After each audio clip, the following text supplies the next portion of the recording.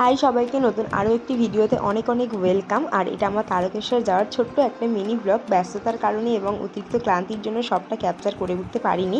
সকালবেলা ঘুম থেকে উঠে প্রচণ্ড মেঘ করে আছে দেখে হাত বাড়িয়ে চেক করছিলাম বৃষ্টি পড়ছে কিনা। তারপরেই সমস্ত কাজ সেরে স্নান করে পুজো করেই আমি রান্না করতে চলে গিয়েছিলাম। আর যেহেতু বেরোনোর তাড়া ছিল তাই সমস্ত রকম সবজি দিয়ে এক তরকারি ভাত করেই দিয়েছিলাম।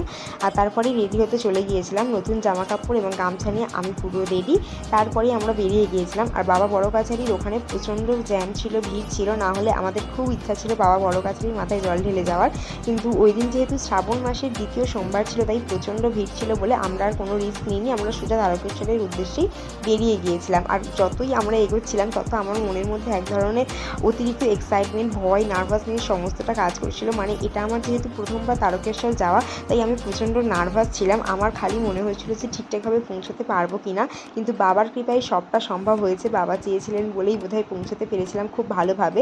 শ্যাওড়াফুলিতে নেমে স্নান করে যখন জল নিয়ে যাচ্ছিলাম তখন দেখলাম এই সুন্দর বাবার মূর্তিটা। তারপর ডাকাততালিতে পৌঁছে জল ঢালার পরে সেভাবে ভিডিও করতে পারিনি, তাই আজকের ভিডিও এতটুকুই।